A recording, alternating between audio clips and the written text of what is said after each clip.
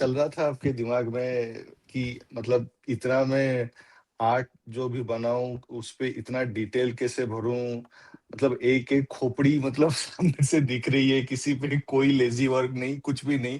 तो मतलब what drives you to go into that detail कि आप अब जो अभी बोल रहे थे कि नहीं, जो मेन कैरेक्टर्स पे बहुत सारे डिटेल्स हम भर देते हैं, बैकग्राउंड ऐसे ही छोड़ देते हैं, जो अभी रिसेंट कुछ कॉमिक्स में हमें देखने को मिली है। तो उस पे आप क्या कहना चाहेंगे, मतलब your own perspective on towards to that lazy art? Well, the first thing is how you are matlab approaching one particular comic illustration or composition, be it blank cover or other comic book का cover and pinups and all. दूसरा क्या है कि thanks to you all guys, मतलब आप लोगों से या मतलब और भी कई सारे रीडर होते हैं जो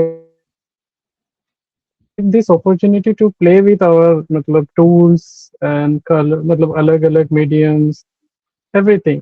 तो क्या हो रहा था कि इस पर्टिकुलर काम के वक्त मैं बहुत ही सिंपल एक अलग स्टाइल में जालिम मांझा कर रहा था। मुझे याद है, पता नहीं आप लोगों के पास ही किसी के पास है वो वर्क, जहाँ एक बिल्ली आगे बैठी है और जालिम मांझा कटाना लेकर बैठा हुआ है। हाँ, दिस वन, या सो लोग मतलब उसमें बहुत ही ज्यादा अलग अप्रोच है, बहुत ही सिंपलिस्टिक लाइन आर्ट को लेकर।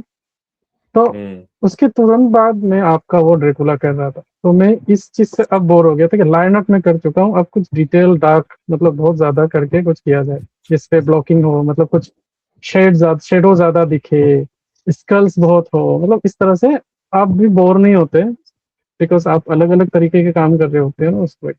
तो मेरा ऐसा कोई इतना मतलब थिंकिंग नहीं है किसी चीज को करने से पहले, मतलब बहुत सारी चीज तो इंट्यूटिव भी होते हैं एज एन आर्टिस्ट। क्योंकि आप हर दिन कुछ ना कुछ लर्न कर रहे हो, ग्रो कर रहे हो, तो वो सारा चीज एमेलगमेट होके जब आप कुछ प्रोसेस में काम कर रहे हो तो निकल के ही आएगा। तो 4 रेफरेंस के फोटो रख के आप ब्लैंक कवर बना रहे हो, तो उससे अच्छा है आप 40 दिन 4 महीने से जो सीख रहे हो उसको डाल के कुछ एक बना लो, आपका समय भी बचेगा। क्या होता है ना, आजकल हम मतलब फट से इंटरनेट, पिंटरेस्ट कहीं भी चले जाते हैं, कुछ भी कॉन्सेप्ट आया तो कोशिश करें उससे पहले एटलीस्ट थंबनेल रफ तो रेडी कर लें, मतलब वो आपका तो होगा ना कुछ ओरिजिनल। इसलिए मैं होमाज दीपजॉय। भी टू बी ऑनेस्ट इतना पसंद नहीं करता बनाना, क्योंकि मैं रविवार को कहता था यार होमाज मुझसे मुझसे नहीं होता, मतलब ठीक है होमाज है पर ऑलरेडी है ना। पर रवि ने मुझे समझाया कि होमाज कॉपी नहीं है और हमेशा हम क्रेडिट देते हैं, तो मैंने कहा हमेशा क्रेडिट दीजिएगा, मतलब आफ्टर सम, क्योंकि मैं नहीं चाहता कि ऐसे ही बना लूं और कह दूं कि अरे मैंने तो क्या बनाया। तो होमाज की मतलब मुझे इतना मतलब फैन नहीं है। इंदिरा अब खोलेगा अपना पिटारा होमाज के नाम पे। हम्म। मेरे को वो लाओ याद इंदिरा आया को कि सेंटर पे। विवेक भाई ने जो दिखाया ना आर्ट, वो मेरे को चाहिए था जीत भाई, अगर आपको याद होगा, और आपने मुझे दूसरा आर्ट पकड़ाया है और वो वाला कवर आपने विवेक भाई को दिया है, सिंपल लाइन आर्ट वाला। हम्म। फाइंडर्स दीप वो भाई वो मैंने सर्कुलेशन में लाया ही नहीं था, वो सुमड़ी में निकाल लिया था मैंने, बाकी नहीं 5 नहीं, दिखा मुझे के। पता था आपने, लेकिन प्रेशर ऐसा बनाया कि ये वाला बाबा का ही है। क्या तो करूँ दीप है जो है, मैं आर्टिस्ट। लेट आया थोड़ा, तो मुझे पता नहीं क्या क्या इन्होंने पूछ लिया है तुमसे। मेरा बस एक बेसिक सवाल था जो मैं हर कॉमिक आर्टिस्ट को पूछना चाहूँगा कि कब लगा कि, मुझे पता है कि तुम बहुत, तुम्हारी बातों से तो लग ही रहा है कि तुम थोड़ा जो आर्टिस्ट के सोल वाले आदमी हो, मतलब तुम्हें वो इनर पीस भी चाहिए, ऐसा नहीं है कि सिर्फ पैसे के पीछे भागना है टाइप वाला। बट इंडियन कॉमिक्स के हालत तुम जानते हो, राइट? तो कब, कौन से और मोमेंट पे तुम्हें लगा कि ये मैं करूंगा, लाइफ टाइम के लिए करूंगा, चाहे कुछ हो ना हो?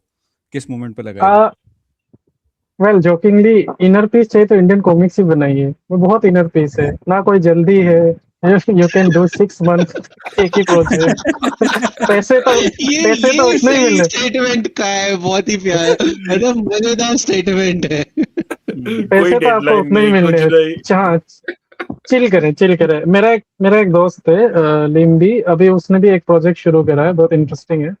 तो बंदा मेरा मतलब पहली बात है तो बहुत एंशियस रहता है कि मैं मतलब कितने पेजेस करूं एक महीने में। मैंने कहा कभी कभी ना भी करो चलेगा, चिल करो।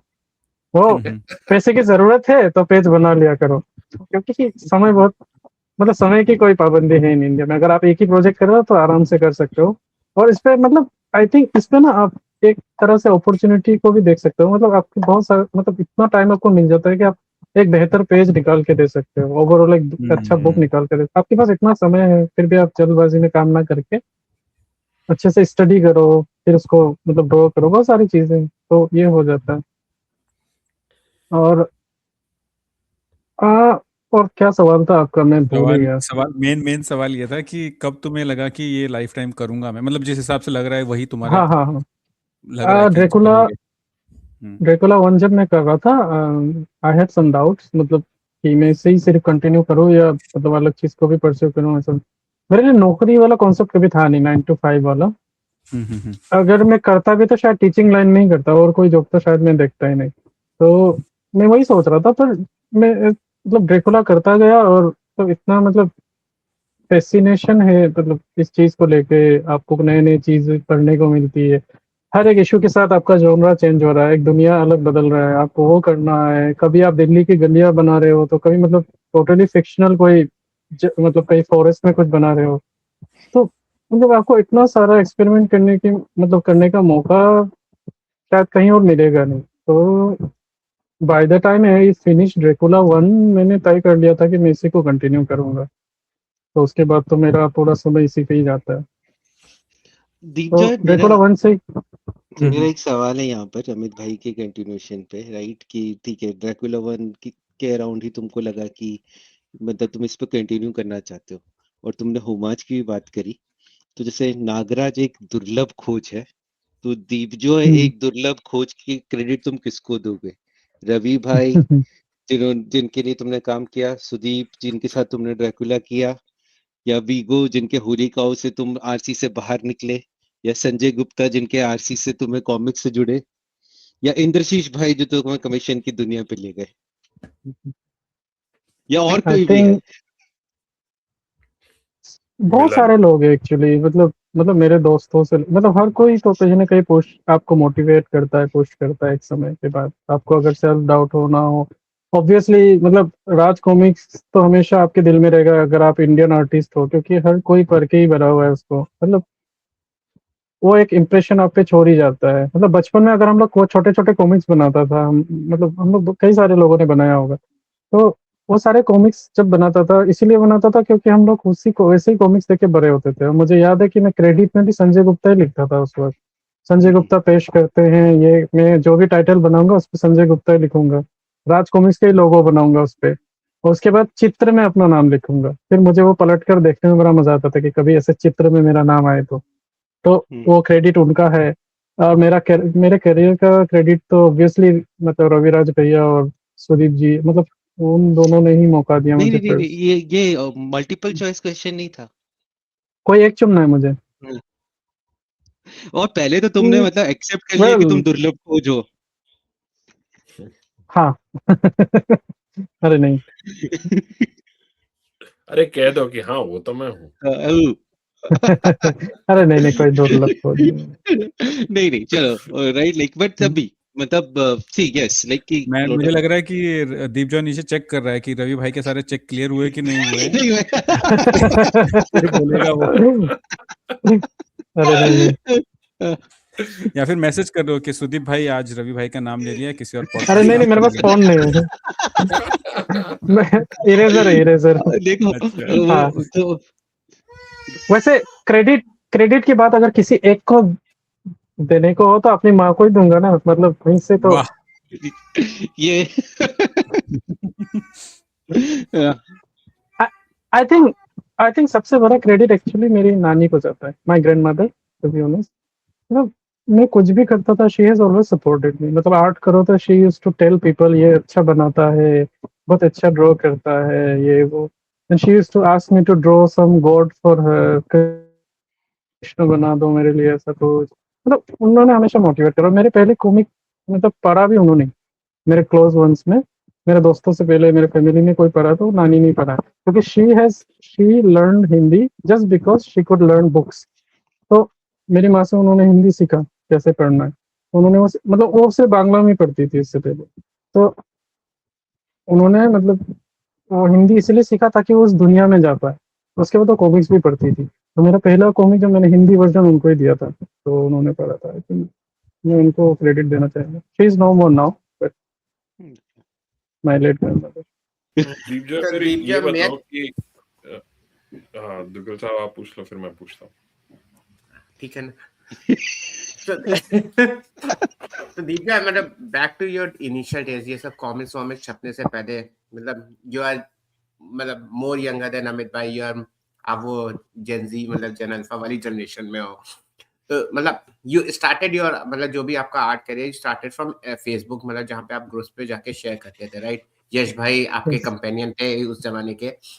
तो जी मेरा एक जी क्वेश्चन है, मतलब ट्रेडिशनली, मतलब जैसे लोगों ने आर्ट किया है तो they draw, they take a look, उस पे उनको फीडबैक मिलता है, बट फेसबुक की दुनिया में ट्रोलिंग बहुत होती है, क्रिटिसिज्म, तारीफ जितनी होती है उतना ही क्रिटिसिज्म भी होता है। So when you were learning art, right, आप शुरू शुरू में बन रहे थे, गलतियां होती थी, it was not up to the mark, कुछ ना कुछ एनाटॉमी में कुछ कहीं पे कुछ मिस्टेक हो जाता था या गड़बड़ हो जाता था। How you should to take those negative feedback? कभी बहुत बुरा लगता था, कभी मतलब आप फीडबैक की वजह से जाके अपना आर्ट ही डिलीट कर दो या कुछ ऐसा कर दो? What was your action, how you used to handle it? I don't remember deleting any post of mine just because someone disliked mine उस वक्त। और पहली आई थिंक उस वक्त यश यश भैया को भी याद होगा कि उस वक्त इतना टॉक्सिक माहौल नहीं था किसी ग्रुप में या फेसबुक में कहीं, आर्ट इस सब को लेके स्पेशली। अगर आप कुछ ड्रॉ करते थे, अगर किसी को पसंद नहीं आया तो उस पे मतलब एंग्री का भी रिएक्शन का ऑप्शन नहीं था, वहां बस एक लाइक का ही ऑप्शन रहता था और कमेंट रहता था। तो आप कमेंट करोगे, अगर आपको कुछ पसंद नहीं आया तो आप इनबॉक्स करते थे। ऐसे कई सारे आर्टिस्ट थे, मतलब सुमित भैया, जो सुमित कुमार हैं, उन्होंने मुझे कहा था कि तुम्हारे आर्टवर्क में तुम जब भी करते हो किस किस चीज पे ध्यान देना है, स्पेशली तुम जब स्कैन कर रहे हो तो तुम्हारा मतलब वो लाइंस दिख रहा था, एडिट अच्छे से नहीं हो रहा, तो तुम उसको कैसे मतलब सीमलेसली एडिट कर सकते हो, मतलब बहुत सारे कुछ टेक्निकल चीजें। जैसे गौरव श्रीवास्तव है, उन्होंने मुझे कहा था कि तुम्हारा हाथ इसमें बहुत इशू आता है, try to learn hands gesture, तो वो मुझे अभी भी दिक्कत होता है और मैं उसको कोशिश कर रहा हूँ। उसके बाद विवेक गोयल मुझे कुछ कुछ टिप्स देते थे, मतलब ऐसे बहुत सारे लोग थे, पर कभी ऐसा नहीं था कि मतलब बहुत ही स्टॉन्च क्रिटिक कोई मिल जाए, क्योंकि उस वक्त ना मतलब आजकल पता नहीं यूं ही हेट्रेट मिल जाएगा लोगों को, ये तो ये है, ये तो वो है, ये वाले लोग कम थे उस वक्त। मतलब जो भी थे, मतलब आपको काम अगर पसंद है तो कमेंट करेंगे, अगर कुछ गलत भी लगा तो they were gentleman enough to प्यार मतलब प्यार से समझा देंगे। इनबॉक्स यू, जी जी इनबॉक्स कर देंगे, कुछ पसंद नहीं आया तो मतलब ऐसे ठीक कर लो, वो ठीक कर लो। तो मुझे ऐसा कोई कभी बुरा नहीं लगा। और उसके बाद तो मतलब मुझे क्रिटिसिज्म ये सब का कोई कॉन्सेप्ट ही पता नहीं था, मैं बस आर्ट पोस्ट करता था ताकि कुछ कुछ लोगों तक पहुंचे, देखे वो लोग भी, और बस यही था मेरा। बट देन तो डिजिटल मीडिया, लकीली मतलब फेसबुक, मतलब उस जमाने में, मतलब हाउ यू सिट, मतलब एक रिमोट कॉर्नर में बैठ के, मतलब इतने लोगों से, मतलब गौरव ने फीडबैक दिया आपको, सुमित ने फीडबैक दिया, तो इट यूज्ड टू, मतलब कैसा एक्सपीरियंस होता था कि मतलब ऐसे ऐसे आई लोग भी थिंक मेरा आर्ट देख रहे हैं? For for me it was beyond my expectation and dreams, क्योंकि मतलब इतने छोटे जगह में आप बैठकर बस कथा एवं चित्र अनुपम सिन्हा देख के बड़े हुए हो, आप बस एक्सपेक्ट करते हो कि कभी इनके कॉमिक बुक्स आप करके बड़े होगे और कभी आप भी ड्रॉ करोगे। मिलना मिलना तो मतलब भूल जाओ। फेसबुक जब मैंने खोला तो मैंने देखा कि इतने सारे लेजेंडरी आर्टिस्ट के अकाउंट ऑलरेडी हैं, तो मैंने धीरे धीरे उनको फॉलो करा, फ्रेंड रिक्वेस्ट भेजे, और ऐसे में मतलब सबसे हम्बल मुझे आर्टिस्ट उस वक्त लगे थे धीरज सर, मतलब लेट धीरज सर, आज अनफॉर्चुनेटली वो हमारे बीच नहीं है। पर मतलब धीरज सर को आप जब भी कोई भी डाउट को लेके आप मैसेज करोगे, that guy was always there for you. मतलब मुझे याद है कि मैंने उनको एक बार मैसेज किया था कि धीरज सर, आपके जो आर्टवर्क्स के पोस्टर आप वो कर रहे हो, मतलब हम कैसे ले सकते हैं, क्योंकि उस वक्त कोई ऑनलाइन शॉप, ये सब वेबसाइट इतने नहीं हुआ करते थे। इवन कॉमिक्स बुक भी आपको बहुत सारे वेबसाइट पे नहीं मिलते थे, या तो आप राज कॉमिक्स के वेबसाइट से मंगवाओ, या उस वक्त इंडिया में एक इन्फीबीम नाम का कोई वेबसाइट था, वहां से मंगवाया जाता था। मुझे याद, वो बंद हो गया वो कुछ साल में। तो तो धीरज सर ने मुझे ये रिप्लाई करने के बजाय कि हाँ मैं पोस्टर यहाँ से सेल कर रहा हूँ, इतना रेट है ये वो, उन्होंने मेरा एड्रेस मांग लिया। तो उसके बाद उन्होंने पूछा तुम्हारे वहाँ कुरियर है, तो हमारे वहाँ कुरियर नहीं था मतलब तब तो मैंने कहा नहीं हमारे यहाँ तो नहीं है। तो सर ने शायद चेक किया सबसे पास कहाँ पड़ता है, तो उन्होंने कहा आसाम में 300 के, यहाँ से 3 घंटे की दूर है, 300 क्या, तो वहां तक आ जाता है क्या, तुम्हारे वहाँ कोई है जो ले सकता है? तो मैंने कहा हाँ, तादम वहाँ पढ़ाई कर रहा था उस वक्त डिब्रूगढ़ में शायद। तो मैंने कहा हाँ कोई तो रिसीव कर सकता है, मेरा एक दोस्त है उधर, तो सर तो तादम को भी जानते थे। ठीक है, तो तादम का एड्रेस लेके उन्होंने कहा ठीक है मैं वो इस पे भेज देता हूँ तुमको। तो मतलब कोई इतना कंसिडरेट, मतलब, और पैसे तो मतलब उन्होंने लिए ही नहीं, बच्चों से क्या पैसे लेने हैं, तुम लोग बच्चे हो मेरे, दिवाली का गिफ्ट समझ लो, मुझे अभी भी याद है दिवाली के समय का, तो उन्होंने एक पोस्टर नहीं 2 पोस्टर भेजे, क्योंकि उनको लगा कि तादा उनको बुरा ना लग जाए कि वो बेचारा जाके रिसीव करेगा और उसको ना मिले। तो उनके ओरिजिनल साइन के साथ 2 पोस्टर उन्होंने भेजे थे। मतलब very close to my heart. और इस तरह की चीज़ें मुझे मतलब और बेहतर इंसान बनाने की मतलब मोटिवेट करता है कि आप एक आर्टिस्ट तो हो ही, साथ में एक बेहतर इंसान कैसे बन सकते हैं। तो केयरिंग, थोड़ा-सा मतलब लोगों पे ध्यान दें, बस काफ़ी। So you तो knew वो Tatum poster even before that, या right? My college. Okay. I knew him since 2013 और 13 आई थिंक। तो हम लोग बहुत मिले नहीं थे तब, क्योंकि बस फेसबुक से जानते थे। वो भी बड़ा कॉमिक करता था, अनुपम सर का फैन था। तो कॉमिक मतलब अब बस कॉपी करना या कुछ नए-नए कॉन्सेप्ट बना के आर्ट वर्क मतलब हम लोग पोस्ट करते थे, तो वही करते थे हम लोग आपस में। ऐसे ही जानते चले थे। यश भैया भी तब थे, वो भी आर्ट करते थे। फेसबुक में तो हम लोग ऐसे ही मिले। हमारे यश हाँ। भैया आज भी आर्ट करते हैं, ठाकुर साहब भेजते रहते हाँ, हैं। हाँ, मैं देखते रहता हूँ इनका काम। ठाकुर साहब एनी हाँ जी। एनेक्डोट्स आप कुछ बोलोगे? हाँ जी। सबसे पहले तो दीप जी कैसे हो आप? हाँ, मैं ठीक हूँ भैया, आप ठीक हैं? हाँ बस ठीक। पहली बार फेस टू फेस देख रहा हूँ आपको। हाँ जी, हाँ जी, हाँ जी। उस दिन तो कमेंट में आपको मैसेज कर रहा था मैं। या सो आई मीन आपका काम मैंने देखा है मैं ड्रैकुला में स्पेशली। और वो बुक में वो बुक मैंने इसीलिए ली थी क्योंकि उसमें आपका नाम देखा था। और उसके बाद मैंने आपका इंस्टाग्राम जाके चेक किया। एंड जो आप 2011-12 में जो बना था और जी। ये इसमें जो आपने काम दिया है वो जमीन आसमान का फर्क है। वो डेफिनेटली होगा ही लाइक डिकेड ओल्ड राइट। तो मैं ये बोल रहा हूँ कि मैंने शायद सुदीप की पोस्ट देखी थी या सुदीप ने कहीं पर मेंशन किया था कि जब ये प्रोजेक्ट आपको गया तो ही हैड इट डाउट कि आप जो इसके साथ जस्टिस कर पाओगे या नहीं कर पाओगे। लेकिन जब उन्होंने आपका काम देखा ना ही वाज सेटिस्फाइड। और I been looking at your Instagram और जो प्रोग्रेस आपने करी है what did you do? Well, I was keen on No. नहीं practice is like different word like you can say कि हाँ practice किया मैंने ये वो नहीं there has to be something. What did you do? Okay, okay. 2 साल तो मैंने इलस्ट्रेशन किया ही नहीं।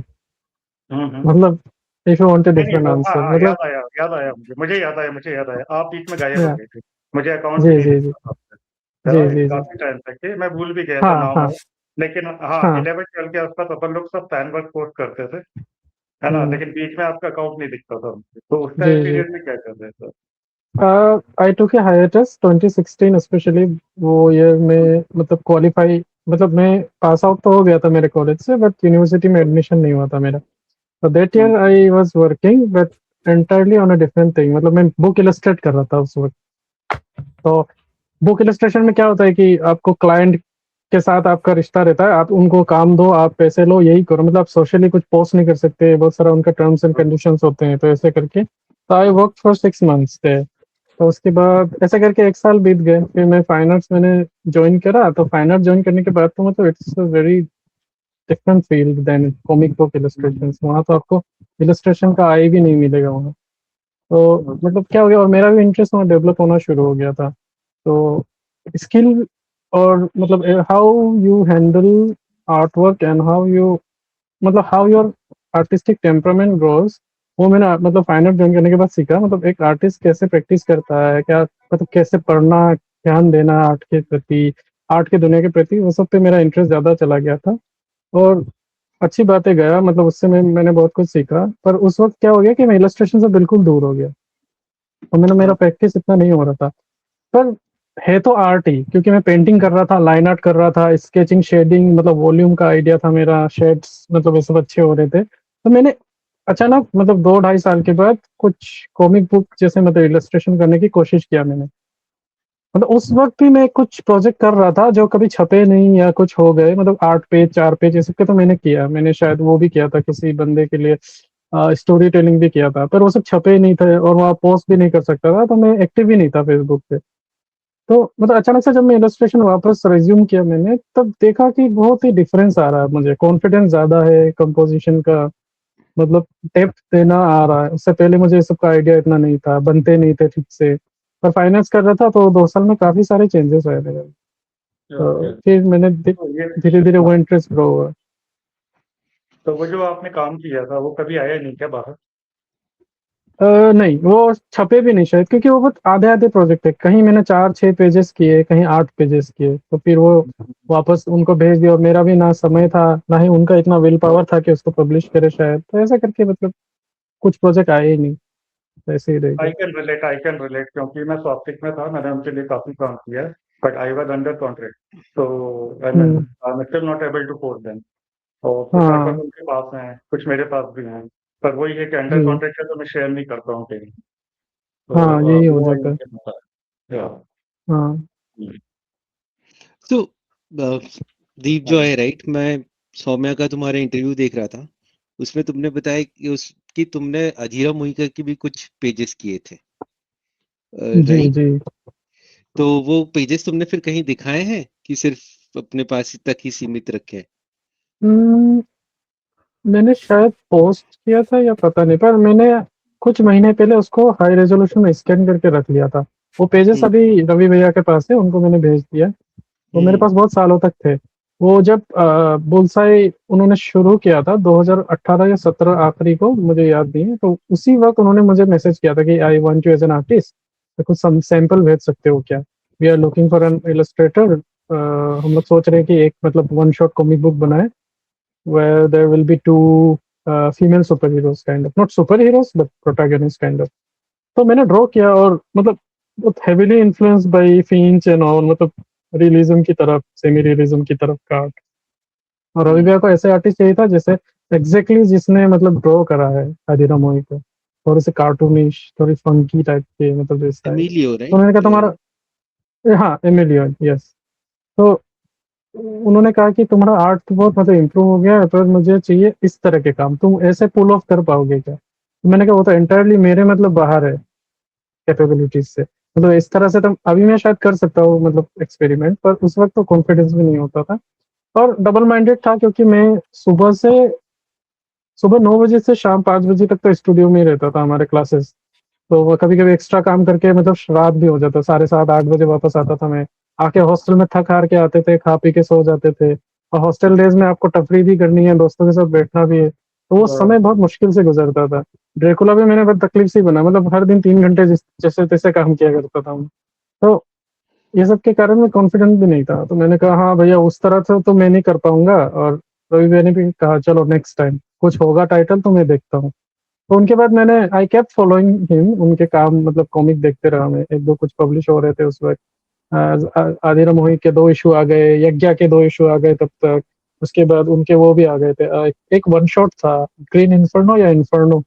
तो उसके बाद इन्फर्नो। उन्होंने मतलब, हाँ, और ये ज़्यादातर सब फीमेल सेंट्रिक ही थे, अपार्ट फ्रॉम मांजा इश्यू 1। तो उसके बाद उन्होंने वही ड्रैकुला का प्लान किया 2 साल बाद। तो 2 साल बाद उन्होंने मतलब याद रखा मुझे और फिर कॉन्टैक्ट किया, बड़ी अच्छी बात है। हम्म। शायद वो कॉन्टैक्ट नहीं करते 2020 में, तो मुझे नहीं लगता मैं इस फील्ड में होता आज, क्योंकि शायद मैं मतलब हायर स्टडी परस्यू करके कुछ और कर रहा होता। बट तो उस but what was that pulled you right, कि अगर आप 2 साल से मिले नहीं और सडनली कोई रीच आउट करे, तो आप क्यों 3 पेज बनाओगे? आपको कॉन्सेप्ट पसंद आया, आपको पैसे मिलने लग गए थे पढ़ते आई पढ़ते, कुछ और रीजन रहा होगा ना?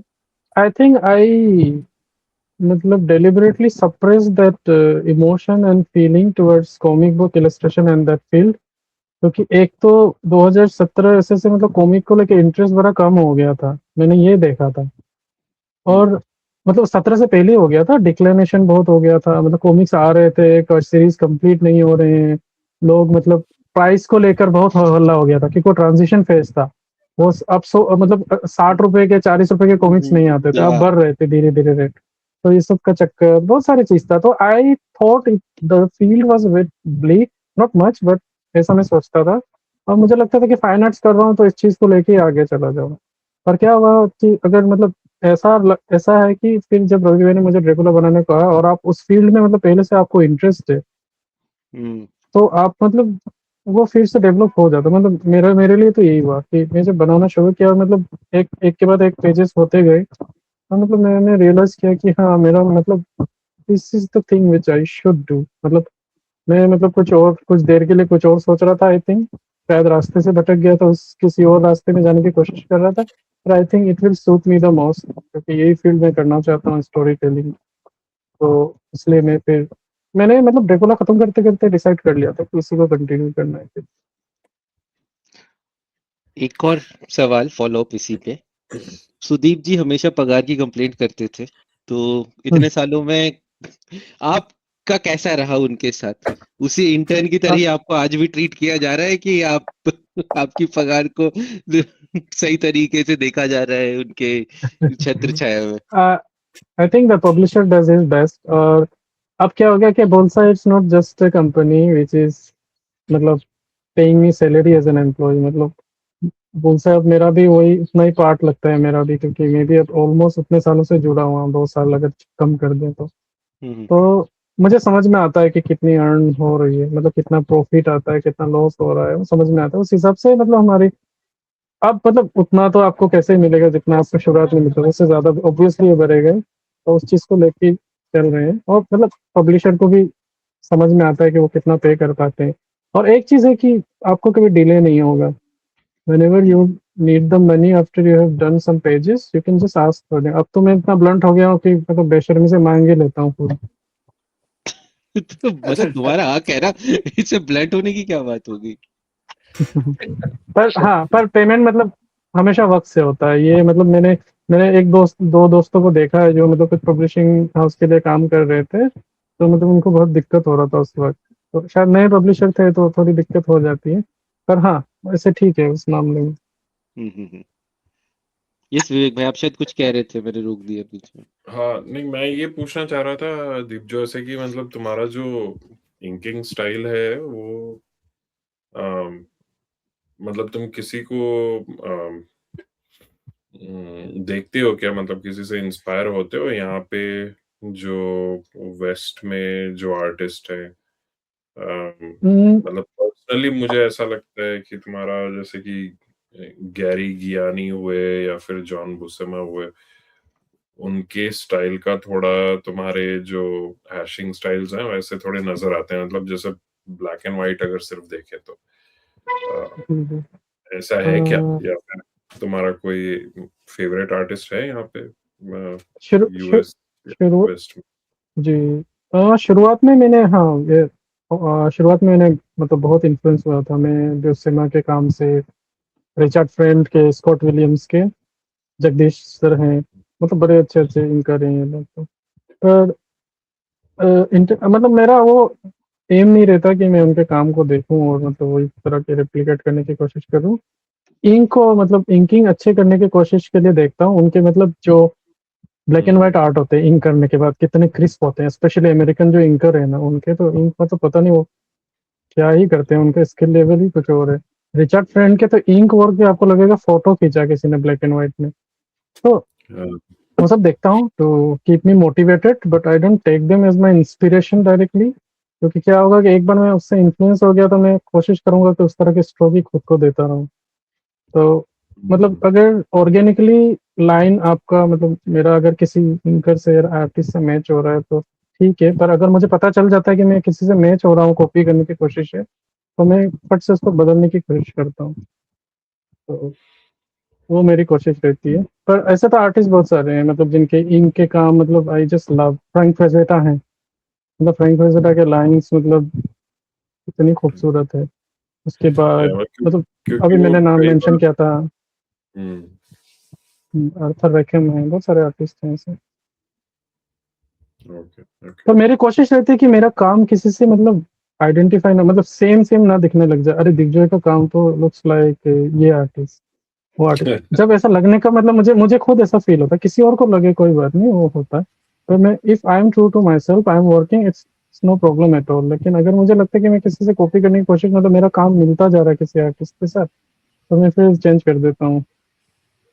सो जैसे कि हम लोगों की जैसे हर्षो से बात हुई थी तो वो कहता था कि उसको कई बार ना जैसे अल्फा के लिए उसने अपना स्टाइल थोड़ा सा बदला था क्योंकि उसमें बहुत सारे डिटेल्स वो भरता है। मतलब हाँ वो हाँ माइक हाँ मिग्नोला से बहुत इंस्पायर्ड है, तो और उसको वैसा काम करना अच्छा लगता है।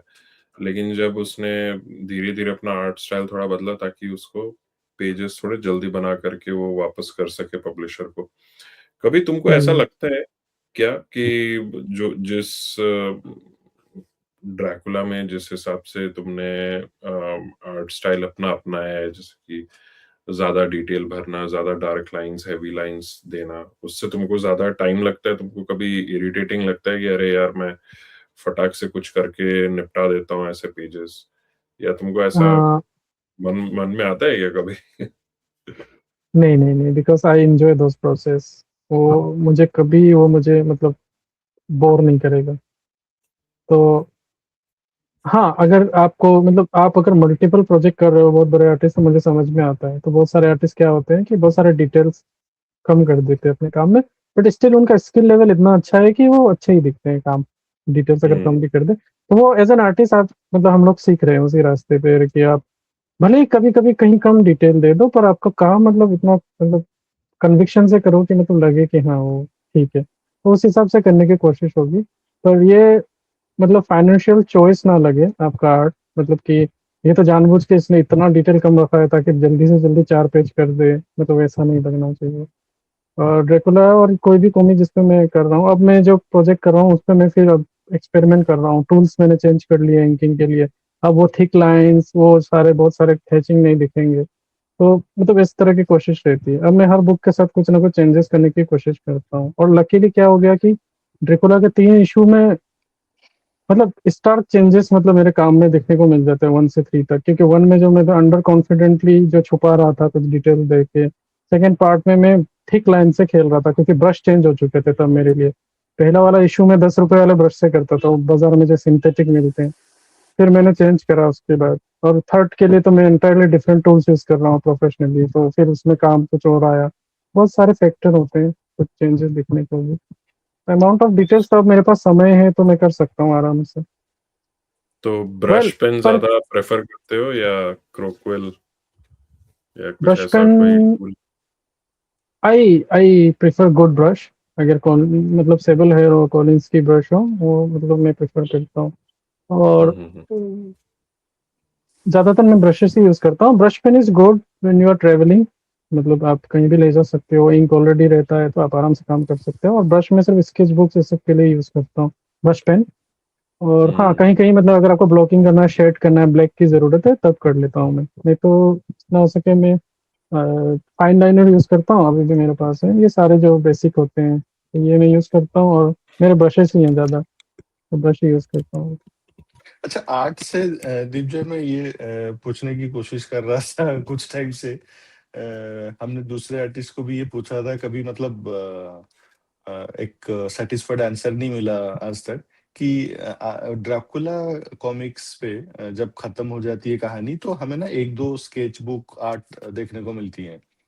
तो वैसे sketch book art on various characters आप मतलब खुद के लिए ऐसे कुछ बना के रखते हैं जो आप हर बार उससे उससे रेफरेंस लेके ड्रैकुला या कोई भी कैरेक्टर की आर्ट बनाते हैं, या हुँ। मतलब आप ऐसा कुछ मेंटेन भी नहीं करते sketch book? Sketch book maintain करता हूँ मैं। बहुत सारी चीज़ शायद पोस्ट नहीं करता, पर मेरे पास काम होते हैं। स्पेशली जब कोई नए प्रोजेक्ट कर रहा हूँ तो सारे कैरेक्टर्स के ऑलमोस्ट जितने डोमिनेंट प्रीडोमिनेंट कैरेक्टर्स होते हैं, सारे कैरेक्टर डिज़ाइन करके अपने लिए रख लेता हूँ उसको, ताकि वो रेफरेंस के काम आए फिर वापस। तो अच्छा। मेरे पास है और वैसे। कैरेक्टर्स के साथ आप ये जो मतलब ऑब्जेक्ट्स होते हैं, राइट, चैरियट्स हो गए या हॉर्स के बॉडी पे जो डिजाइन हो गए, तो उसके भी स्केच बुक बनते हैं कि वो ऑन द फ्लो जैसे आता जाता है आप कुछ डिजाइन कर देते हो and then you um, forget um, about it? नहीं, वो मैं मतलब कॉमिक्स बनाते-बनाते ही कर जाता हूँ। ज़्यादातर मैं कैरेक्टर के ही करता हूँ। मेन जो कैरेक्टर्स होते हैं बुक्स के, लाइक 3, 4, 5 कैरेक्टर जो मेन होंगे, वो ज़्यादा ज़रूरी है। तो उनको ही मैं ड्रॉ करता हूँ। हाँ, तो अगर वो कोई मतलब बहुत आप ज़्यादा स रेफरेंस लेते हैं कहीं से? मतलब वो डिजाइन तो बहुत इंट्रिकेट होते हैं, राइट? तो गोल्ड जी, जी, ऑर्नामेंट्स जी। हो गए कि ये हो गई, जी। तो उससे बिना रेफरेंस के मतलब करना थोड़ा मुश्किल होगा। तो आप हाँ, रेफरेंस लेते हैं उसके? स्ट्रक्चर के रेफरेंस ले लेता हूँ ताकि वो बिलीवेबल लगे कि अगर हॉर्स एक चैरियट को मतलब खींच रहा है, तो हम्म, हॉर्स के आस-पास क्या चीज़ होगा जिसकी वज़ह से वो खींच रहा है। अब आप यूजुअली एक रस्सी यहाँ उसके बाँध के तो नहीं दिखा सकते, अब वो रथ कैसे खींचेगा उससे? तो आपके उसके हम्म, बॉडी में किस तरह से स्ट्रैप्स को आप बाँधोगे, सैडल तब कैसा होगा? मतलब सैडल तो तब शायद होता ही नहीं। और बहुत सारी चीज़ होते हैं, तो उसको बिलीवेबल कैसे लगे उसके लिए रेफरेंस देख लेता हूँ। और डिज़ाइन ये सब तो आप मतलब इतने तो आप कर ही सकते हो मतलब नहीं, खुद से। डिजाइनिंग के लिए मैंने इसलिए पूछा ये सवाल क्योंकि हमने ना यश भाई का ऐसा बहुत सारे आर्ट हमने देखा हुआ है, जहाँ पे वो जी, कैरेक्टर बनाते हैं तो बहुत सिंपल लाइन्स होते हैं कैरेक्टर पे, लेकिन जो जी, ब्रेसलेट पहनाते हैं उसे, बहुत जो बेल्ट डिटेल्स होते हैं, पहनाते देखा हैं, मैंने। बहुत ही डिटेल हाँ, होते हैं। बहुत डिटेलिंग होता है तो उसमें, इसीलिए मैंने देखा पूछा मैंने। कि वो डिटेल आप मतलब यश भाई ना सिर्फ एक आर्ट कर देते हैं पेज का, हमने एक ही देखा है तो डिटेल एक ही रहता है, पर आप जब आई उस थिंक डिटेल को पूरा मेंटेन करते हो थ्रू आउट दी कॉमिक्स, तो वो आप हाँ, कैसे करते हो, वो थोड़ा जानने का उत्सुक था। जी, जी, जी। आई थिंक क्या होता है शायद यश भैया वो करेंगे एग्री कि ये ऑर्नामेंट्स ये सब में जो आप रैंडम पैटर्न और डिटेल्स देते हो ना टेक्सचर, उस वो करने में सबसे मजा है एक्चुअली, मतलब उसमें बड़ा मजा आता है। तो आप मतलब कभी कभी ओवरडू भी कर जाते हो, अलग बात है या तो हम मतलब उसको आप इंजॉय करते हो, तो आप वो रैंडम लाइंस और आप मतलब इतना स्किल तो आप डेवलप हो जाता है मतलब बीइंग एन आर्टिस्ट कि आप वो कर सकते हो, उतना कॉन्फिडेंस आपके अंदर रहता है। तो वो पैटर्न तो मैं ऐसे ही दे देता हूँ। पर हाँ, जब आपको मोटिव देना हो वो बहुत डिफिकल्ट है। फिर आपको जाना पड़ेगा अच्छे अच्छे आर्टिस्ट के आर्ट आप अगर देख पाओ, मतलब कैसे मतलब मंडला आर्ट होते हैं, मतलब पुराने पहाड़ी पेंटिंग कांगड़ा पेंटिंग जो होते हैं वो सब देख लीजिए। उसके बाद पट्टचित्र जो होते हैं उसके जो साइड के हम्म। बॉर्डर होते हैं किस तरह से देते हैं, क्योंकि बहुत अलाइन रहते हैं, सिमेट्रिकल रहते हैं। वो एक्चुअली थोड़ा ट्रिकी है, उस पर समय ज्यादा लगता है। नहीं तो अगर आप ऐसे ही रैंडम बना रहे हो, पैटर्न सजा रहे हो जस्ट मतलब ऑर्नामेंट के पर्पज से, तो मतलब वो तो आप खुद खेल सकते हो, उसमें बड़ा मजा आता ये ऑर्नामेंट और है। ज्वेलरी वाला डिटेल तो मैंने आपके आर्ट में भी नोटिस किया है, काफी हाँ, अच्छा हाँ, लगता हाँ, है, हाँ, स्पेशली हाँ। ज्वेलरी और ऑर्नामेंट पे जो आप वर्क करते हैं। आई थिंक बहुत एक सारे और आर्टिस्ट क्वेश्चन को था मजा ही मेरा, आता है। जी जी, हाँ, एक और क्वेश्चन था मेरा आर्ट से रिलेटेड। आपको क्या लगता है लाइक ब्रश और पेन में आपको ऐसा लगता है क्या कि ब्रश से ज्यादा स्पीड मिलता है अपने को काम करने में, आई पेन और थिंक ब्रश अगर कंपेयर करें तो? पर्सनली मुझे ब्रश इसलिए पसंद है, अच्छे ब्रश इसलिए पसंद है कि वो दो काम करते हैं आपके लिए, एक कम से कम एक तो लाइन वेट के लिए बहुत ही हेल्पफुल है, जो पेन्स नहीं कर पाते। आपको पेन को 2-3 बार उस पर करेक्ट क्रीज करना होगा थिकनेस के लिए। करना ब्रश तो आपके correct entirely depends on your मतलब बैलेंस, हाथ का बैलेंस कैसा है आपका, वेट कैसा जा रहा है हाथ का, तो आप थीन से थिकनेस लाइन तक जा सकते हो बहुत आराम से। That's one good thing. लेकिन अब मतलब अब क्या है, मैं थोड़ा एक्सपेरिमेंट कर रहा हूँ, तो ब्रशेस कम यूज करके इस मतलब मेरे नए प्रोजेक्ट में मैं सिर्फ पेन्स यूज कर रहा हूँ ज्यादातर हैचिंग के लिए। तो वहाँ क्या होता है कि मतलब एक तरह के बहुत ही यूनिफॉर्म लाइंस आपको मिल जाएंगे उसकी वजह से। और आप अगर कोई स्ट्रक्चर बना रहे हो, स्टेंसिल्स फ्रेंच कर्व्स ये सब की जरूरत है, तब तो आपको पेन यूज करना ही होगा। तो आई थिंक दोनों के अपने मायने हैं, तो मैं दोनों ही इंजॉय करता हूँ। मेरा ऐसा है कि जहाँ मेरा मूड और डिमांड है उस आर्ट का कि उसको क्या चाहिए उस टूल को, मैं उसी को यूज करता हूँ। क्योंकि मैंने जब से ब्रश से यूज करना चालू किया ना, तो मुझे ऐसा लगता है कि शायद मुझे स्पीड मिल रहा है उससे। लाइक पेन से हाँ, काफी टाइम लग रहा था, लेकिन वही चीज ब्रश से तुरंत हो जाता है। बट इट जी वो तो डिपेंड है हो कि जाता आपका कंट्रोल कितना है, कितना कंट्रोल है ब्रश है। पर, इस पे डिपेंड करता है। और बहुत लोग शायद शुरुआत में इसलिए छोड़ देते हैं brushes because it's bit trickier to handle थोड़ा सा शुरुआत में। और अगर स्किल मतलब डेवलप हो जाए तो वो तो बहुत मजेदार है। I think same case goes to quill as well. बहुत लोग क्विल मतलब शुरुआत में ही छोड़ देते हैं क्योंकि वो कभी कभी इंक स्प्लेटर हो जाएगा, मतलब ज्यादा निकल जाता है, कभी नीब बहुत जल्दी खराब हो जाते हैं if you are pressing it too hard. तो टूल्स की इंट्रिकेसी को मेंटेन करके अगर आप काम करो तो बहुत अच्छे से ही आपको रिजल्ट देंगे। मैं इस कवर के बारे में पूछना चाहता था। अम, जी, जो हमने प्लैनेट रॉक के बारे में आपने और तडम ने बनाया है, तो ये तो आपने शायद ट्रेडिशनल वे में बनाया है। तो इसके बारे जी। में मुझे थोड़ा जानना था कि ये मल्टी पॉइंट पर्सपेक्टिव का कवर है, और अगर आपने ट्रेडिशनल वे में बनाया है तो आपको क्या चैलेंजेस आए, और आपको क्या लगता है कि नेक्स्ट टाइम अगर ऐसा कुछ करना हुआ तो फिर आप ऐसा क्या करोगे जो कि आप शायद पहले कर सकते थे? फर्स्टली तो I would choose a better paper. मैंने पहले भी कहा था, मैं कार्ट्रिज यूज किया था। It's good for water colour but not good for pencilling, क्योंकि मतलब since I was doing portrait तो बहुत मिटाना पड़ता है उस चीज को। और उसके बाद ये पेपर थोड़ा सा खराब हो जाता है, इसका जो लेयर है, तो you can put pencils properly. तो वो मैंने एक गलती किया था इस पेपर को चुन के। I would change the paper first. और चैलेंज के बात आए तो आ, हाँ, क्योंकि ये डबल स्प्रेड था, तो मैं A2 पे कर रहा था इसको।